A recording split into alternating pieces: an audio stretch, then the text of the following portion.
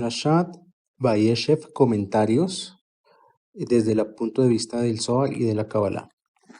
Cuando estudiamos la Parashat Vayeshev, los temas centrales de esta Parashat son la pérdida que tiene Jacob de su hijo Yosef. Posteriormente, el encarcelamiento de Yosef y su ascenso hacia el trono de Egipto. En el medio de todos estos sucesos, los hermanos intentan asesinar a Yosef por envidia directamente. Hay muchas versiones dentro de lo que es la interpretación de la Torá, pero lo que sí tenían claro los hermanos es que había un muy mal sentimiento hacia su hermano Yosef, y eso conllevó a una serie de sucesos que fueron desafortunados para Yosef. Eso, digamos, es el contexto general de la parashá. Ahora, lo que vamos a empezar a analizar punto por punto. Yosef era el hijo preferido de Jacob. Eso también era uno de los factores que creaba enorme animadversión entre sus hermanos y Yosef. Lo que los hermanos no veían era por qué era el hijo preferido. Jacob veía algo en Yosef que no lo veía en ninguno de sus otros hijos, y por eso era el preferido. Ahora, el secreto de los 12 hijos de Jacob es realmente la representación de que cada uno de estos hijos es uno de los 12 signos del zodiaco. De los 12 hijos de Jacob, 10 de esos hijos fueron cabezas de tribu, y 2 hijos de Yosef completaron las 12 tribus de Israel. Ahora, empezamos estudiando la parashá, analizando cuál fue el error de Jacob, o cuáles fueron los errores de Jacob en todo este proceso. Pues se supone que había tenido una vida ejemplar hasta el momento, que había hecho cosas más que sobrehumanas, y que ya cuando, digamos, nosotros los seres humanos, que pensamos que cuando ya tenemos un camino cumplido, ya es hora como de parar y descansar. Uno de los errores de Jacob fue darle una vestimenta especial a Yosef, que era diferente a la vestimenta de sus hermanos. O sea, con esta vestimenta él creó una diferenciación, donde Yosef incluso generó un sentimiento de vanidad. De hecho, la parashá relata mucho eso, que no es que Yosef fuera en un comienzo lo que llamaríamos un ejemplo, sino que él tenía muchas malas actitudes asociadas al ego, y que eso también lo veían los hermanos. Y el hecho de que le hubieran dado unas vestimentas diferentes a las de los hermanos afianzó esas malas cualidades. ¿Y cuál fue el error de Yosef en toda esta historia? El error de Yosef básicamente fue contar sus sueños, y en esta parasha vamos a hablar mucho del tema de los sueños. Va a haber una pequeña clase sobre los secretos de los sueños. La enseñanza central de Vayeshev está en una palabra. La palabra es, abro comillas, y se sentó, cierro comillas. Jacob venía de un proceso de 21 años de trabajos en la casa de Labán y 14 años más tratando de llegar a Canaán.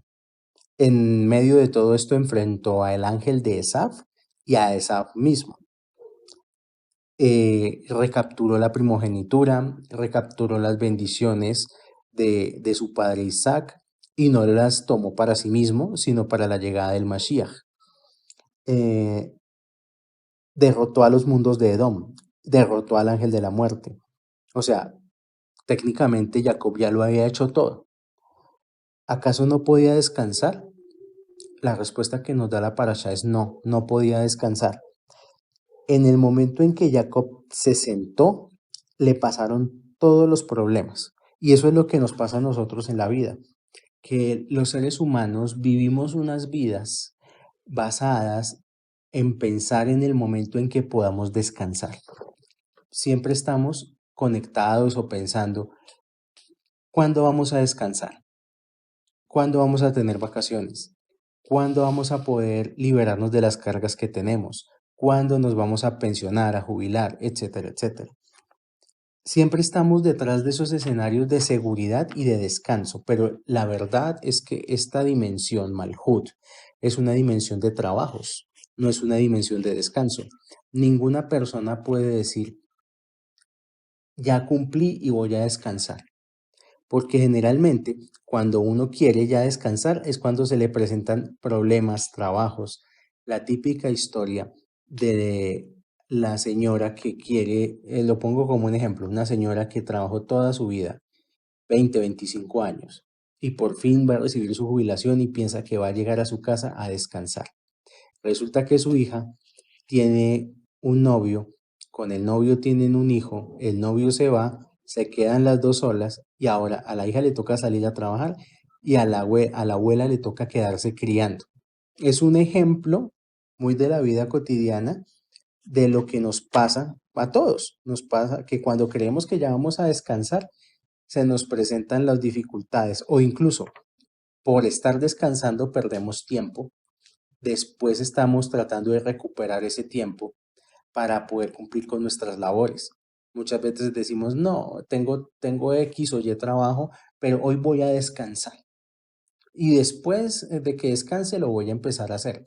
Y pues es historia conocida, que siempre dejamos todo para lo último es por eso, porque estamos con la conciencia en descansar. Pero entonces aquí surge una pregunta. Jacob no era cualquier persona. Jacob era un patriarca. Y un patriarca no solamente tiene una posición espiritual, sino unos dones especiales, como por ejemplo la profecía. Se supone que los hermanos intentaron matar a Yosef, pero igual no lo mataron. O sea, Yosef se fue como esclavo para Egipto, pero no murió.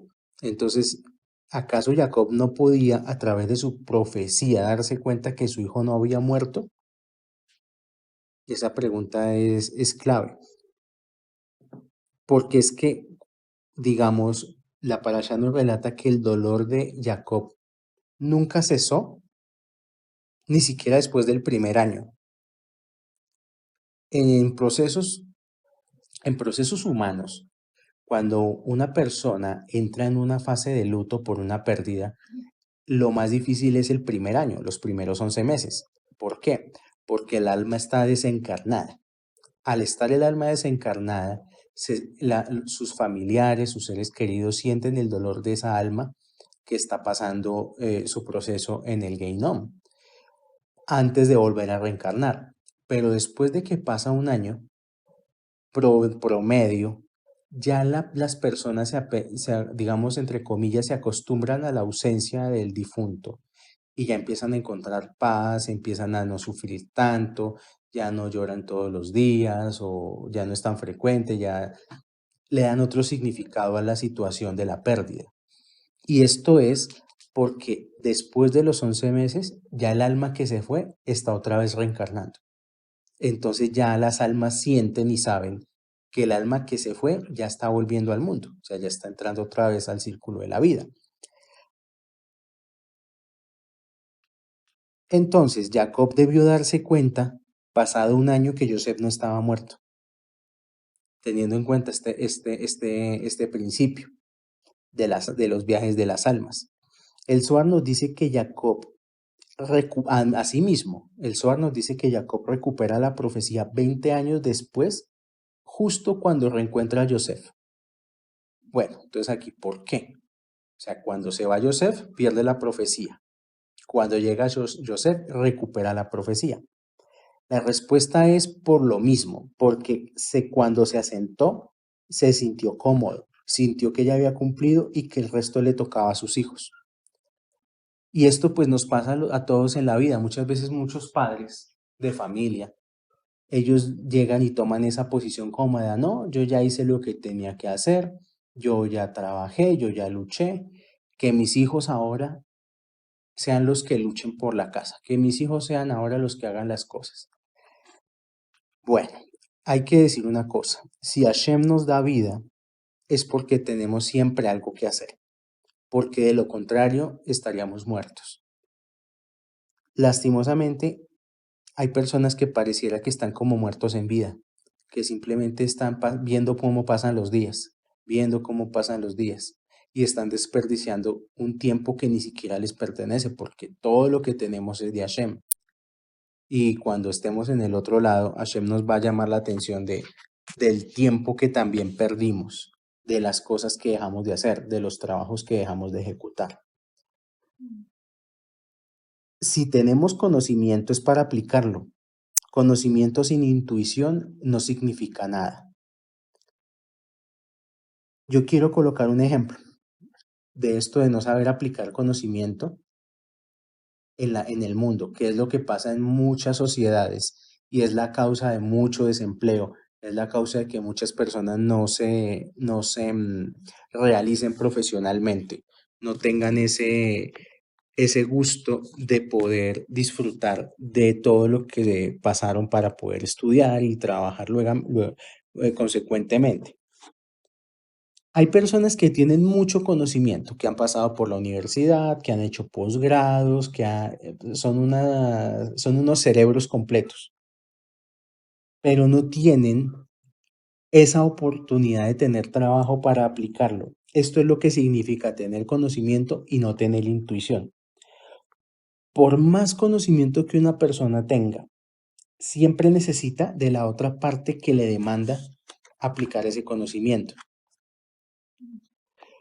Voy a volver más adelante con este punto de conocimiento y de intuición, porque es muy importante en la parashá. Cuando Jacob se entera del asesinato de Yosef, entre comillas, en lugar de evaluar la situación, se dejó llevar por la emoción, y la emoción lo llevó a pensar que la muerte de Yosef había sido injusta. Y cuando él pensó que esto que está pasando es injusto, se le nubló el juicio. Y de ahí para adelante todo le parecía injusto. Y él pasó por un proceso de depresión de 20 años hasta que apareció Yosef. Y eso es lo que también nos pasa. Nosotros las pérdidas o las situaciones negativas no las vemos a partir de los demás, sino a partir de nosotros mismos. Es decir, a nosotros nos duele lo que nos conviene. Es importante aclarar, cuando nosotros pensamos que algo es injusto, que algo no funciona o que la vida no me está dando lo que me merezco, entre comillas, cuando una persona tiene ese tipo de ideas en la cabeza, inmediatamente está fuera del juego. Y está fuera del juego por falta de entendimiento. El concepto de injusticia en el mundo es nada más y nada menos que falta de entendimiento. ¿Por qué? Porque nosotros no entendemos el sistema. Nosotros vivimos en el sistema sin comprenderlo. Y eso es lo que nos hace tener todo ese tipo de juicios retorcidos, parcializados, personas que, por ejemplo, solamente se unen a causas sociales cuando ven sus intereses de por medio afectados. Hay gente que se ufana de salir a marchar, de salir a luchar por la gente, de salir a luchar por los derechos de las personas. Pero pues en el África se están muriendo millones y millones de personas al día. Si su indignación por la situación humana fuera sincera, tendría que salir a marchar prácticamente desde hacía mucho tiempo y por causas muy diferentes a cuando simplemente ve que su propia seguridad y su propia estabilidad está afectada. Nosotros tenemos que analizar mucho ese aspecto sobre si nuestros juicios llevan agenda oculta o si nuestra visión del mundo lleva agenda oculta. Inclusive, uno se tendría que preguntar, y dejo la pregunta, nosotros deberíamos pedir en los rezos la capacidad de entender, porque es que pensar en una vida injusta es perder el control y entra uno en el mundo de Geburá, que es un mundo de sucesos en random. Te empiezan a pasar todas las cosas sin control. En el momento en que uno empieza a ver que mi vida es injusta, yo debería tener ese trabajo, esa persona no lo debe tener, yo quería ese vehículo, yo quería esa pareja, etcétera, etcétera. En ese momento uno entra a la rueda del ticún, puro y duro, por falta de entendimiento de cómo funcionan las leyes del universo y principalmente entender que una cosa es desear y otra cosa es merecer. Y esto tiene que ser claro. Si nosotros mereciéramos las cosas que anhelamos, las tendríamos, punto. Si no las tenemos es porque no son para nosotros. Punto. Es un poco controlar esa mentalidad infantil del niño que quiere un dulce y cuando no le dan el dulce hace pataleta. Y muchos de las personas en su plena edad adulta todavía tienen una mentalidad de niños, todavía tienen una mentalidad bastante inmadura. Pasemos a otro punto de la parasha. Hablemos un poco de Yosef. Yosef es la representación de la Sefirá Yesod. En una parasha anterior, particularmente Noach, en uno de los en una de las conversaciones de los comentarios de la parasha, habíamos visto que solo dos personas se consideraban suficientes para poder ocupar Yesod, y estas personas eran Noach y Yosef. Aquí vamos a hablar más que todo de Yosef. Todo lo que le ocurre a Yosef nos ocurre a todos en nuestra sefirá de Yesod, en el proceso de maduración. ¿Esto qué significa? Yosef a los 17 años ya sabía que iba a ser el dueño de Egipto. Misma situación que le sucedió al rey David. Aquí hay una cuestión. Cuando al rey David lo fueron a buscar para ser el rey de los hebreos, él estaba trabajando en un establo con las bestias, con los caballos, con las ovejas. Y llegan y lo buscan y le dicen, bueno, don David, usted va a ser el rey. Cualquier persona saltaría de la dicha como si se hubiera ganado una lotería. Sin embargo, David lo pensó, lo meditó y lo único que dijo fue, oré tanto por este día. O sea que tanto David como Joseph ya sabían cuál era su destino y solamente estaban esperando pacientemente, a pesar de las dificultades que tuvieran, sabían que Hashem les tenía guardado un trabajo superior o un destino superior. A Yosef, de todos los personajes que se han estudiado en la Torah hasta el momento, a Yosef fue el que le tocó demostrar que era una persona espiritual. Pero ¿cómo así? ¿Cómo le tocó demostrar que era una persona espiritual? Le tocó demostrar que era una persona espiritual, trascendiendo las limitaciones y dominando el mundo físico. Aquí entonces tenemos que hacernos una pregunta. ¿Nosotros qué entendemos por una persona espiritual? Cuando pensamos en una persona espiritual, ¿qué nos imaginamos? ¿Un Gandhi? ¿Nos imaginamos un monje? ¿Nos imaginamos una persona que todo el tiempo sonríe y tiene a Dios en la boca, con una Biblia bajo el brazo? ¿Nos imaginamos un judío vestido con todas las de la ley, con su barba gigante? O sea, para nosotros una persona espiritual es alguien que tiene un disfraz. De hecho, hay una forma de ver y saber si alguien es espiritual y no es por cómo se viste. Espiritual es la persona que adquiere la medida necesaria de espíritu para poder con lo que sea que la vida le pone enfrente. Espiritualidad no tiene nada que ver con bondad, no tiene nada que ver con hacernos los buenecitos, hacernos los seres de luz, hacernos los que no matamos una mosca, los que no rompemos un plato. Espiritualidad no tiene nada que ver con tener un montón de conocimiento en la cabeza, con saberse los libros sagrados de pe a pa. Porque a veces uno mira personas y dice, ay, fulanito de tal, tan bueno, tan espiritual, y vea todas las cosas malas que le pasan. Pues hay gente que será buena gente, pero no es espiritual. ¿Por qué? Porque no pueden con lo que la vida les pone enfrente. Es decir, hay un momento en nuestras vidas donde lo teórico llega hasta cierto punto, y ese cierto punto se llama Yesod.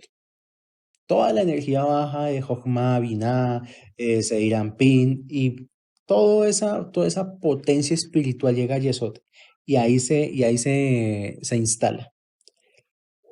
Pero luego nos corresponde a nosotros probar que sí se puede.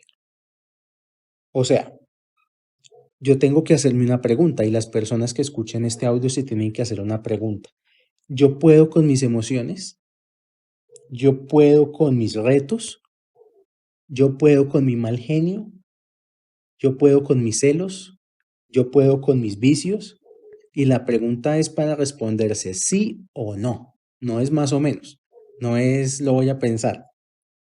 Pues bien, Joseph fue la primera persona que tuvo que hacer que la energía de Atzilut en Yetzot se hiciera física. O sea, Joseph fue el primero que demostró que sí se puede y que lo hizo físicamente. Y eso fue lo que le llamó la atención a Botifara, al ministro del faraón. Lo que él vio en Joseph era que todo lo que hacía Joseph era bendecido por Hashem. El Zohar dice que hasta los objetos cambiaban de forma en las manos de Joseph. Hasta que la luz llega a Yesod, la luz no tiene forma, pero al pasar por Yesod, la luz sí se manifiesta. Bueno, dice el Zohar, Israel amaba a Joseph más que a sus otros hijos. Le hizo una vestimenta especial de rayas a él. De la misma manera se puede decir que Hashem tiene un pueblo más amado que los otros pueblos. Las personas que están unidas a la vibración de Israel son como Joseph, tienen un mayor grado de conexión entre ellos y la creación, por eso tienen otro tipo de vestimenta diferente a la de sus otros hermanos. Y por eso, por tener la conexión con la creación, la conexión espiritual, es que sacan más beneficio de la creación que el resto de personas. Es exactamente la historia de Joseph y los hermanos de Joseph. Joseph era una persona que tenía mucha más conexión con el mundo espiritual y por eso se veía que era muy diferente a sus hermanos. Es decir, un mayor grado de conciencia da un mayor grado de unión con la creación. Entonces aquí nos metemos con el tema de la conciencia. Uno llega a este punto y empieza a pensar, ¿para qué la gente, para qué la gente va a la iglesia?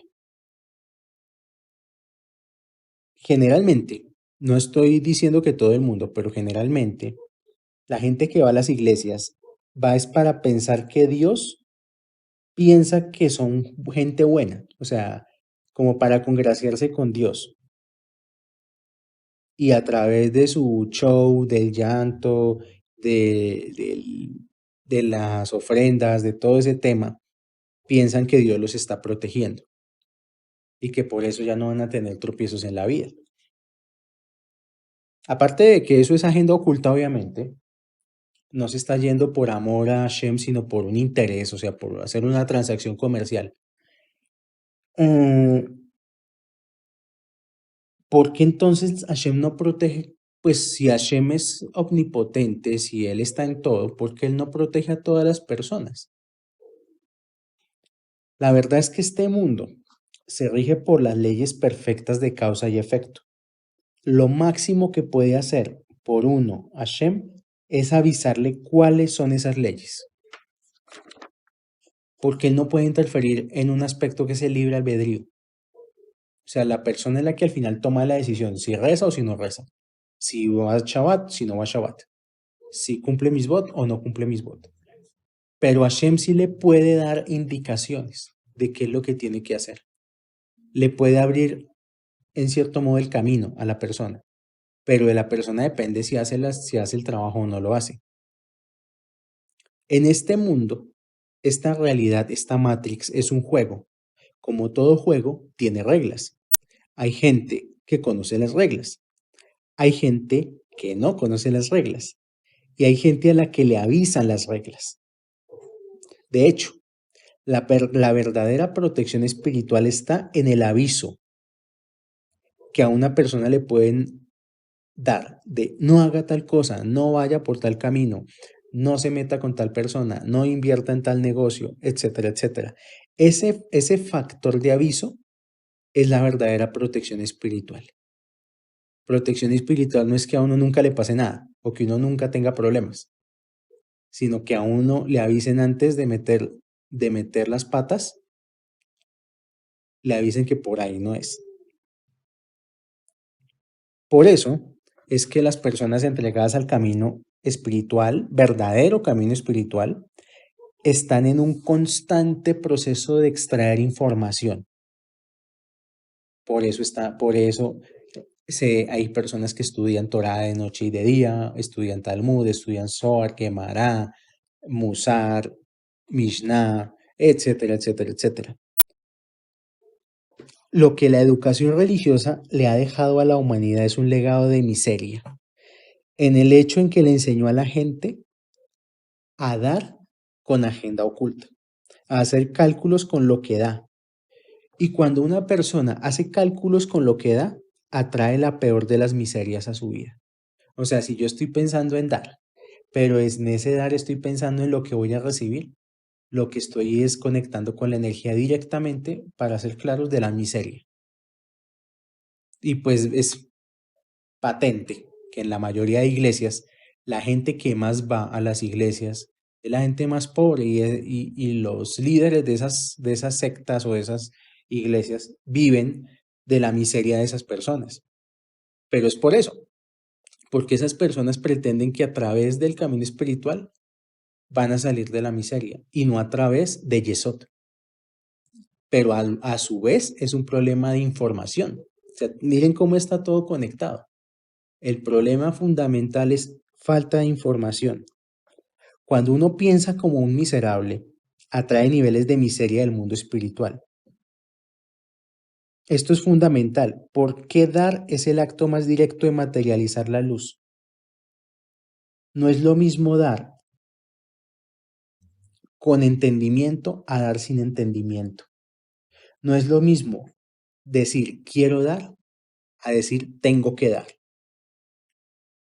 En otro punto de la parashá dice, y Hashem estaba siempre con Yosef, por eso él era un hombre exitoso. Esto quiere decir que Hashem siempre está con su pueblo, aún en las mayores dificultades, aún en las pruebas más grandes. Y, y tarde que temprano Hashem va a respalda a las personas. Como una parte, el Salmo 37 en el versículo 28 dice, puesto que Hashem ama la justicia, él nunca se olvida de sus justos y siempre son preservados por él. O sea, esto hace referencia a este pasaje de Yosef. Yosef, para llegar a donde debía llegar, debió pasar por ciertos procesos duros para aprender ciertos principios asociados a humildad que él no lo tenía, por ser el preferido. Siempre pues vemos en la vida normal que el hijo preferido se cree, mejor dicho, el que vuela más que el viento. Algo de eso había en Yosef. Él, Yosef me refiero, iba a ser rey de Egipto, no por él mismo, sino por la humanidad. En ese momento lo que estaba en juego era no solamente los graneros de Egipto, sino toda la despensa de la humanidad, porque el centro de poder de la época era Egipto. Sin embargo, en los momentos de dolor, Yosef igual sentía que estaba conectado y por eso logró transformar la realidad. Quiere decir que debemos descubrir para qué necesitamos el escenario que estamos viviendo. Mucha gente lo que hace cuando tiene un escenario de dolor, de sufrimiento, es querer salir de ahí. Y lo que más pide en la oración o en la tefila, yo no quiero estar en esta situación, yo no quiero este trabajo, yo no quiero estos hijos, yo no quiero esta pareja, yo no quiero esta vida.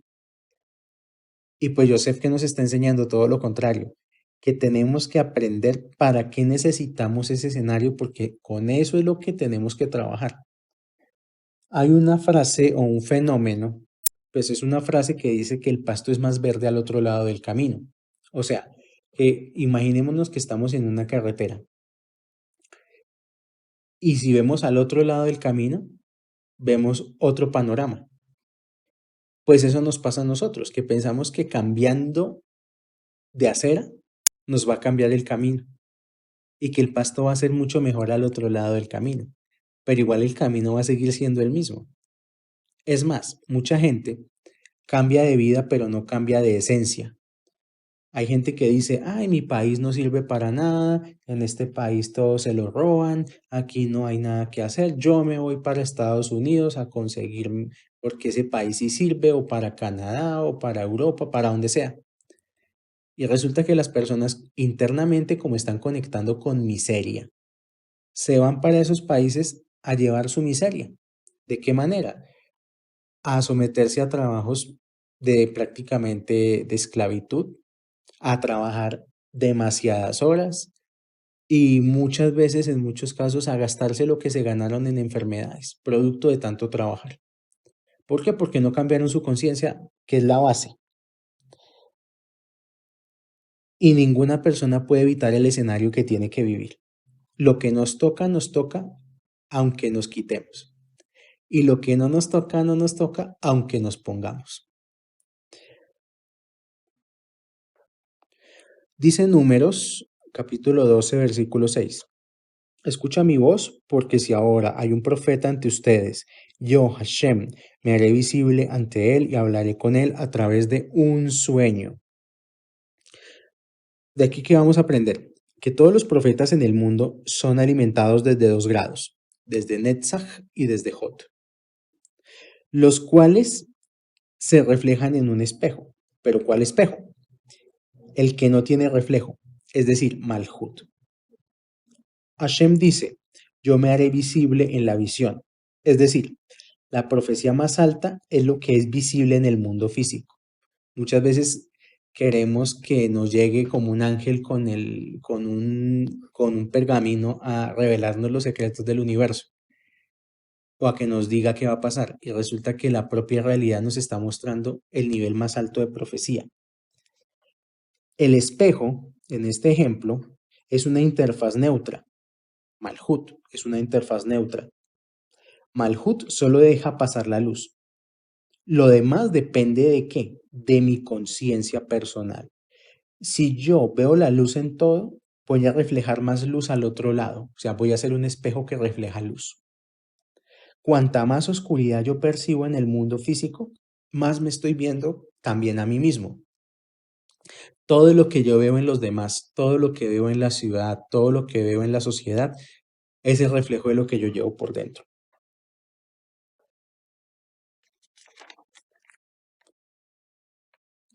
Un ejemplo de quienes estaban en Netzach y Hot, Moshe y Aarón. Moshe que tenía los máximos niveles de profecía y Aarón que era el sumo sacerdote.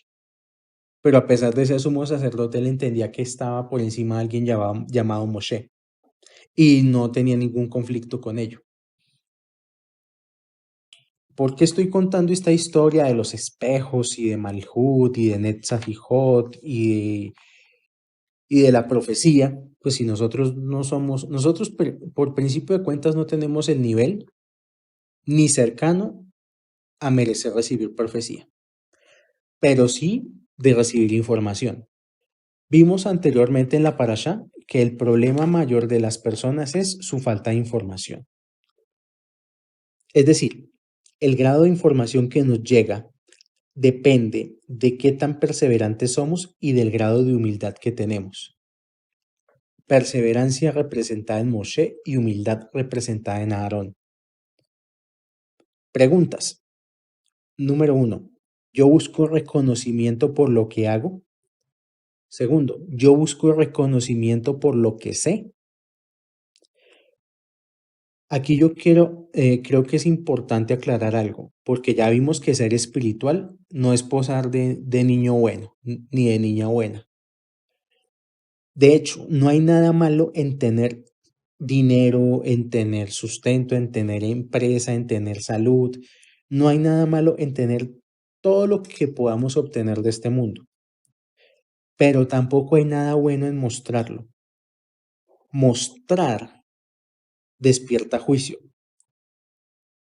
Y eso fue lo que despertó Yosef. Al mostrar su grado, su nivel espiritual, al mostrar que él era más que sus hermanos, despertó juicio de sus hermanos sobre él. También nos pasa a nosotros en la vida. ¿Cuántas personas medio consiguen 3 pesos y ya mejor dicho se creen Santo Domingo o Carlos Slim y le están mostrando a todo el mundo lo que tienen? Eso lo primero que genera es un sentimiento negativo de, esta persona tan creída, esta persona yo la conocí cuando era pobre y ahora mire, ahora se cree que, mejor dicho, es más que los demás. esa energía de juicio es la que trae ruina. De hecho, si hay un pueblo que es discreto y que poco o nada muestra su verdadero nivel económico, es el pueblo judío. Ni siquiera cuentan sus proyectos. Y Netzach y Hod siempre se ven en el espejo, y el espejo en este caso es uno mismo. Es decir, mi Netzach y mi Hod siempre se ven según como yo vea el mundo, según mi nivel de humildad y según mi nivel de perseverancia. Eso es lo que da como resultado la visión que yo tengo del mundo. Hay gente que en la vida está muy informada, sabe todo lo que pasa a nivel de política, se ve todos los noticieros, compra los periódicos, entiende la situación de su país a perfección. Es muy bueno criticando, pero le van a decir a esa persona, bueno, vamos a poner un negocio, y ahí sí no. Bueno, vamos a trabajar, ahí sí tampoco, porque no tiene ese grado de perseverancia. Hay gente que sin ningún conocimiento, solamente con su fuerza interior, su perseverancia y sus ganas de sacar adelante a su familia, esos son los verdaderos empresarios. Esos son los que sacan adelante después no solamente a su familia, sino a muchas más familias. Vamos a hablar, ya para cerrar esta parte, que nosotros tenemos que cambiar muchas actitudes y sobre todo no ser nosotros los agentes del mal de ojo. Incluso hay una receta muy buena y es no ver noticieros. En mi país de origen, que es Colombia, en algún momento entrevistaron a un gran empresario de mi país, uno de los más exitosos. Lo entrevistaron en radio y le preguntaban, bueno, fulanito, ¿cuál es el secreto de su éxito? Y él decía, mire, yo no me quiero meter con el trabajo de ustedes los periodistas, pero mi secreto es que yo no veo noticieros, yo no compro periódicos. El único periódico que compro es el económico, y un periódico especializado en temas económicos. ¿Y por qué? ¿Por qué no ve noticieros? Dijo, porque ustedes los periodistas se encargan de reflejar una imagen negativa del país, ustedes todo el tiempo están buscando problemas, y es verdad, cuando uno ve noticias, uno termina con una sensación de zozobra increíble, porque son solo malas y malas cosas y problemas por acá y problemas por allá. Y hasta tu equipo de fútbol perdió, entonces tampoco quieres ver mucho los deportes. Entonces, el ejercicio de estar informado puede muchas veces ser muy costoso en términos de mi propia prosperidad y de mi propio avance. Y este empresario decía eso, que él, si él se quedara viendo las noticias, seguramente nunca habría tenido su empresa, nunca habría salido adelante, nunca habría dado trabajo. Muchas personas se quedan frenadas en la vida es porque están reflejando el espejo de cierto tipo de información que lo que quiere es que la gente tenga miedo, que, que, que, que levante su conciencia hacia el miedo. Cerrando este tema, vamos a hablar de algo que son los niveles de profecía. El más bajo de todos los niveles de profecía es el llamado sueño.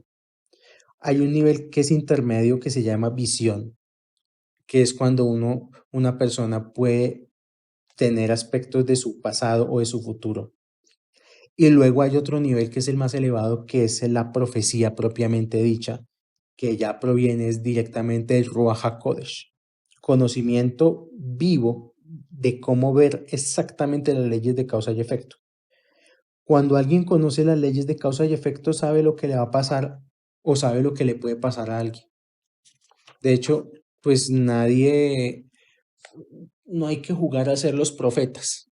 Simplemente con analizarnos nuestras propias causas, vamos a saber cuáles son los efectos que vamos a recoger.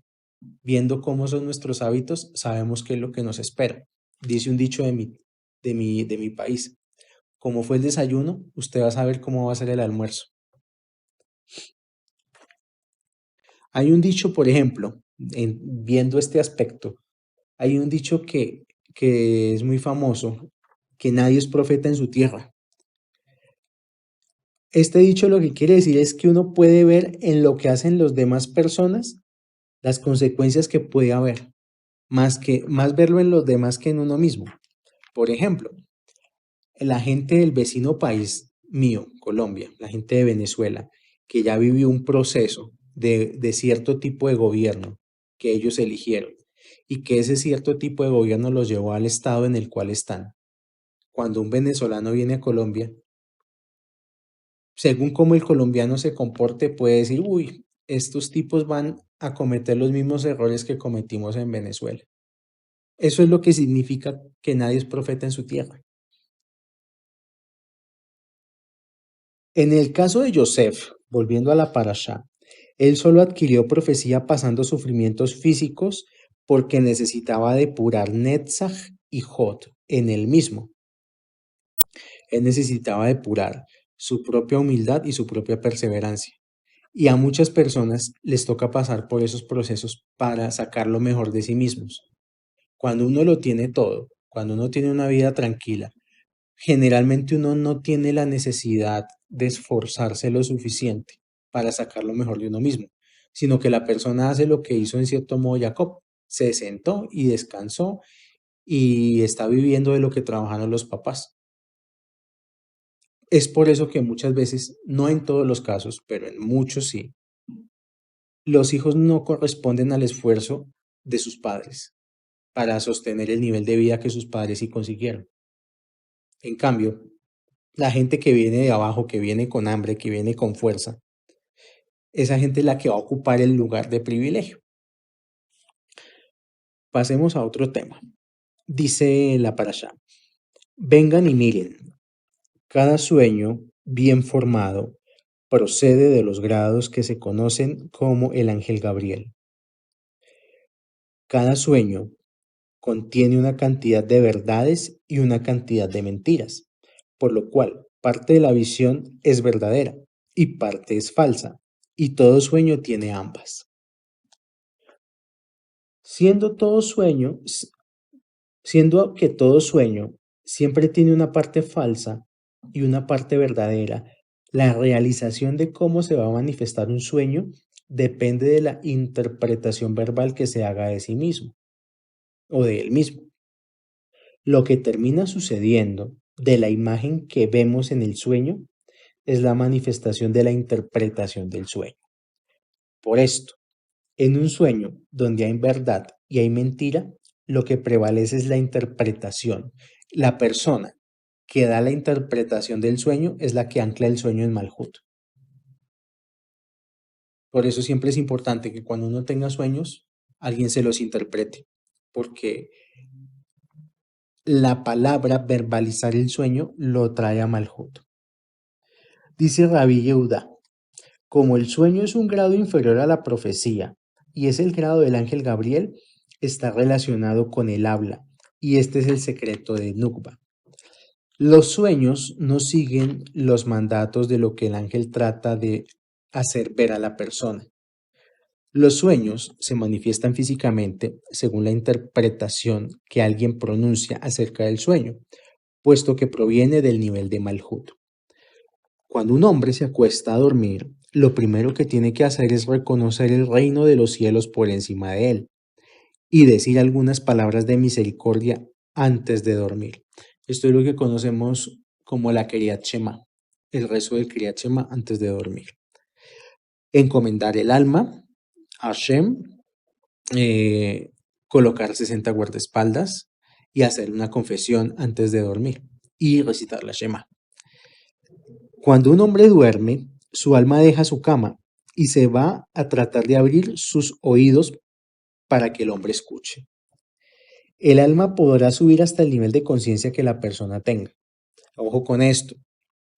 Repito, el alma podrá subir hasta el nivel de conciencia que la persona tenga.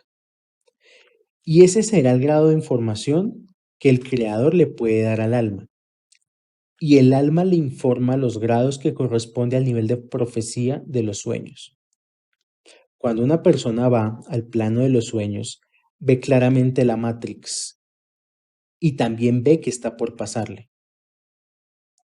Entonces, si nosotros tenemos una visión desconectada del mundo espiritual, ¿qué esperamos que nos digan los sueños? Pues nuestro propio diálogo interno. Por eso la mayoría de los sueños de las personas son solo basura, son solo su propia mente, sus propios, sus propios diálogos mentales y nada que tenga que ver con conexión espiritual ni con descarga de datos del plano espiritual. Los sueños son un nivel que el cuerpo no puede comprender, por eso necesitamos una interfaz. Y esta interfaz es la conciencia llamada Arcángel Gabriel, que transforma el código celestial en imágenes. Este nivel de conciencia llamado Arcángel Gabriel, para que lo podamos entender en un lenguaje coloquial, es, digamos, que la información del plano espiritual es como el código binario, solo ceros y unos, ceros y unos, ceros y unos. El código Arcángel Gabriel es la pantalla que convierte ese código binario en una luz organizada a través de imágenes, para que yo pueda comprender esas imágenes a nivel consciente, a nivel cuerpo, porque a nivel alma, el alma ya ha comprendido todo. Ahora, hemos hablado que los sueños son una mezcla de mentira y de verdad. La verdad de los sueños son las cosas que nos van a pasar en el futuro.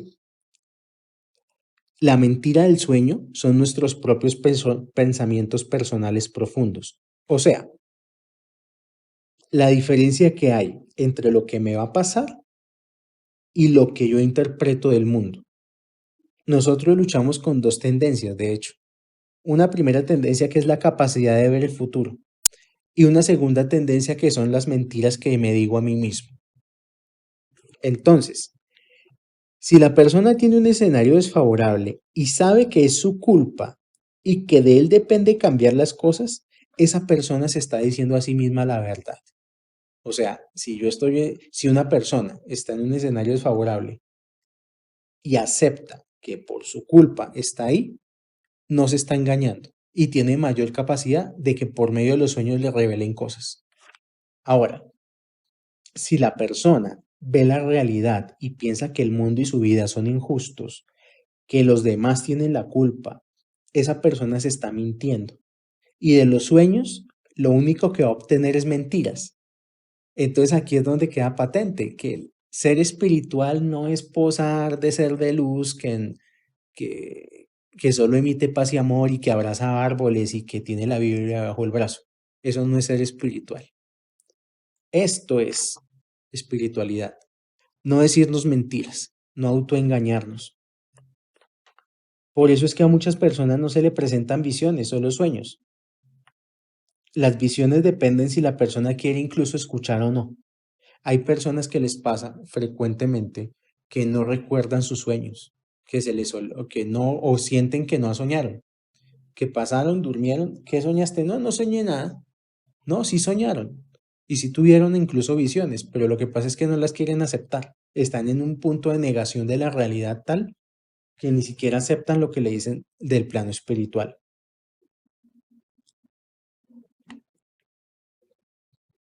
¿Por qué solamente recibimos información a través de los sueños?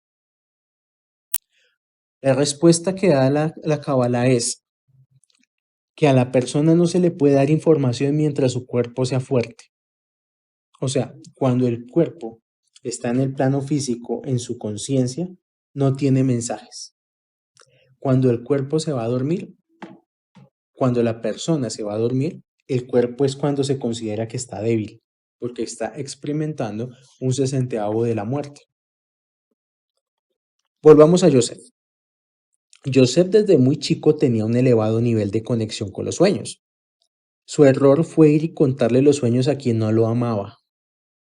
El destino de Joseph ya estaba escrito. Él iba a ser el rey. El mal que le hicieron sus hermanos fue un escenario de 20 años de dolor. Posiblemente Joseph no tenía que pasar por tanto sufrimiento. Nuevamente, nada bueno viene de alardear acerca de lo que uno tiene. Como decimos en mi país, coma callado. Rabbi Hillá y Rabbi Yossi estaban con Rabbi Shimon y Rabbi Hillá le dijo, hemos aprendido que un sueño que no ha sido interpretado es parecido a una carta que no fue abierta. O sea, que si uno no cuenta un sueño, este no se hace realidad. Dice Rabbi Shimon, sí se hace realidad, pero el que soñó no lo sabe. Entonces, pregunta, ¿qué es un déjà vu? Yo creo que a algunas personas en algún momento de su vida les ha pasado eso del déjà vu, que, que es cuando sienten que ya vivieron un escenario, esto ya lo viví, lo recuerdo que ya lo viví. Un déjà vu es darse cuenta que está pasando algo ya previsto en el mundo de los sueños. Unas personas que tienen los déjà vus tienen la capacidad de desdoblar el tiempo. Ese es el verdadero viaje en el tiempo. En el tiempo se puede viajar a través de conciencia y ese es un nivel de los sueños. Pregunta, ¿se puede viajar en el tiempo? Respuesta, solo si hay deseo de hacer el bien. Pregunta, ¿dónde está mi vibración con Yosef y con Yesod? Respuesta, lo vemos en nuestra propia realidad física.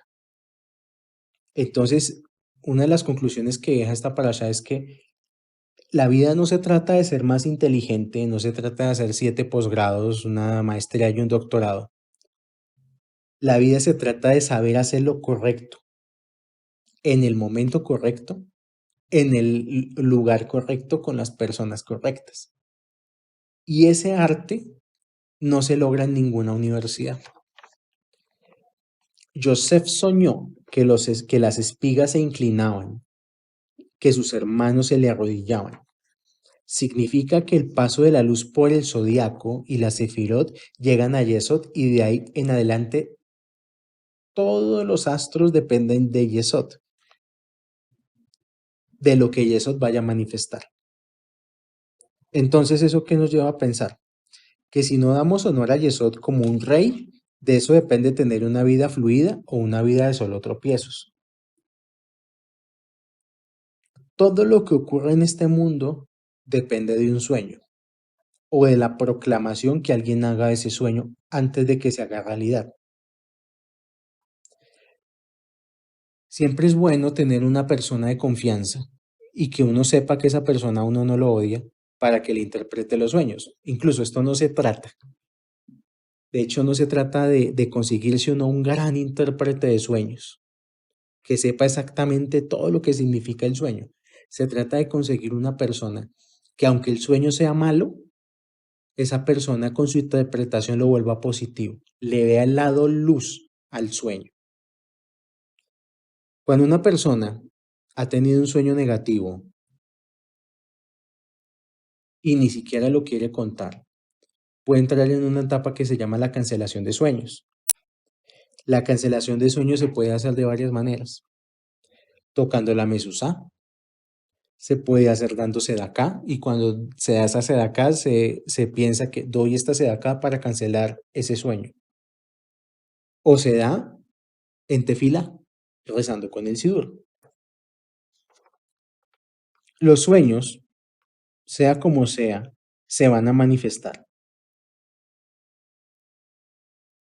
Esto ya lo dije, el intérprete del sueño, su papel es interpretar el sueño de la forma más positiva posible. Un nivel superior del sueño es lo que llamamos nosotros sueño lúcido, que es cuando una conciencia sabe que está dentro de un sueño. O sea, nosotros muchas veces estamos durmiendo y nos comemos el cuento de que estamos es durmiendo, y que lo que estamos viendo es real. Y cuando es que nos despertamos asustados, ay no, era solamente un sueño.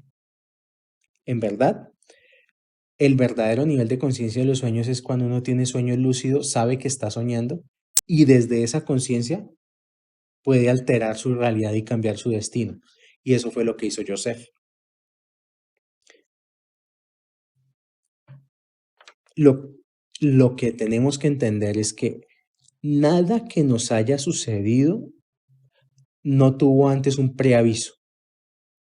De nosotros dependió si tuvimos el nivel de conciencia para entender o no entender ese preaviso. Ahora, hablamos anteriormente de mentirnos a nosotros mismos. El nivel de mentirnos a nosotros mismos es el nivel de túnel de realidad que tenemos, entonces por afinidad de forma. Esto se ve mucho en la política. Cuando uno ve a la gente hablando de política, ve que tanto se miente a sí misma. Porque la gente busca siempre como una especie de profeta que lo guíe y lo saque de sus problemas. Y las personas van y votan por ese alguien que representa sus propias mentiras. Cuando alguien escoge un político, no está escogiendo un programa de gobierno. Es más, mucha gente ni siquiera lee lo que ese político va a hacer. Cuando la gente escoge un político, escoge es alguien que represente sus propias mentiras. Y por eso se da hoy en día ese fanatismo político que incluso si el político se equivoca, no importa, le perdonan lo que sea, pero es porque hay mucho más a nivel subjetivo, porque el problema no es el político, el problema es que el político representa todas esas mentiras que yo me he dicho a mí mismo. Es decir, nosotros elegimos a quien nos miente más bonito, no a quien es más apto. En ese orden de ideas, no importa por quién votar si el voto parte de la carencia, porque cuando un voto parte de la carencia equivale a armar una mentira colectiva y a todos vivir de una realidad falsa. Es obvio que la política viene en franca decadencia hace por lo menos 30, 40 años y que cada presidente que llega es peor que el anterior. Y eso no es gratis.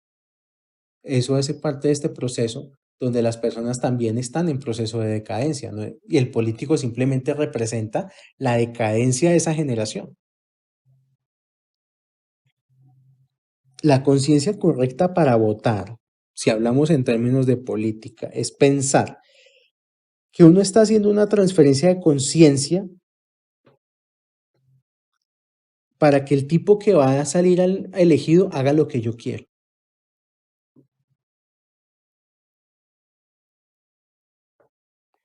¿Por qué me metí con la política? Un tema que a muchas personas molesta, porque tuvo mucho que ver con Joseph. Por este concepto fue que Joseph tuvo que estar 2 años más preso, porque cuando ya estaba listo para ser liberado, cuando ya el mismo día que iba a ser liberado, él habló con uno de los ministros de Faraón y le dijo, habla al Faraón de mí. O sea, Joseph con todo el nivel que tenía, puso su confianza en hombres. El día que interpretó el sueño a los dos ministros y por confiar en otro ser humano, tenga 2 años más en el bote. Eso es lo que hace la gente. La gente está en una cárcel sin rejas, en una cárcel social, por estar confiando en hombres, por estar confiando en políticos. En el momento en que tu confianza es puesta en un político, perdiste. En este juego, lo único que importa es que los sueños se van a manifestar tarde o temprano. Y esta vez voy más allá, no solamente sueños como lo que tenemos cuando dormimos, sino sueños como lo que soñamos para nuestra vida. Si una persona no tiene sueños, ¿para qué vive? De hecho, tener sueños implica no descansar. Una persona que tiene sueños le está enviando al universo, a la luz infinita, el mensaje que no quiere descansar hasta que ese sueño se cumpla en realidad. Una persona que está soñando, como muchos, no, mi sueño es irme a vivir a una casa de campo, a una finquita, me voy para la playa, terminar mis días. Error. Ese tipo de sueños no sirven. ¿De qué depende que tu sueño sea verdadero y se cumpla? Depende de Joseph. De hecho, ¿cómo empieza el libro de Shemot? Me voy a adelantar un poquito hacia Shemot. El libro de Shemot empieza cuando el pueblo hebreo es esclavizado en Egipto por un nuevo faraón que nunca conoció a Yosef. Cuando nosotros pensamos que las cosas dependen de otras personas, empezamos a pensar como esclavos. Ser libre es entender que la manifestación depende de mi Yosef y de mi Yesod. Pregunto, ¿cómo están los países, por ejemplo, totalitarios, los países comunistas? ¿Ellos en quién pusieron toda su fe? ¿Pusieron su fe en Hashem o pusieron su fe en el líder, en el caudillo, en el comandante? ¿Y cómo están? ¿Cómo terminaron? En la vil miseria, en la esclavitud. Muchas veces ni siquiera los dejan salir de su país, famélicos, sin libertades, sin comida. Es delicado porque cuando una comunidad se empieza a mentir colectivamente y unen todos unos y otros todas sus mentiras y forman una mentirota, eso puede acabar con un país.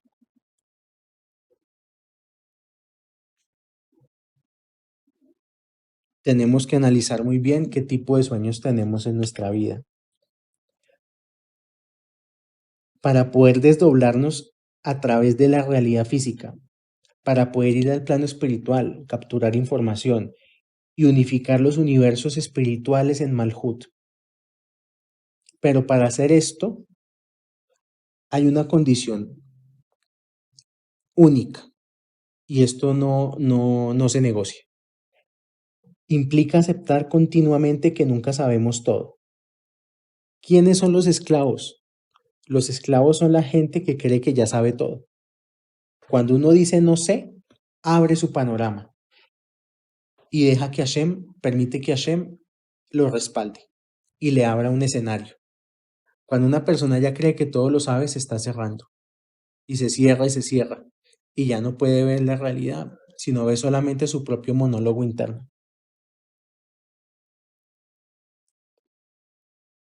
Entonces, la vida no se trata de tener la razón, se trata de conocer la verdad. ¿Qué pasa en las redes sociales? Esas batallas intestinas entre desconocidos, a ver quién tiene mala razón, quién habla más duro, quién es más vulgar, quién manda a callar a quién. Y hay que ver el nivel de conciencia de esas personas. Ahora, Jacob perdió la profecía, pero Joseph no perdió la profecía. ¿Por qué?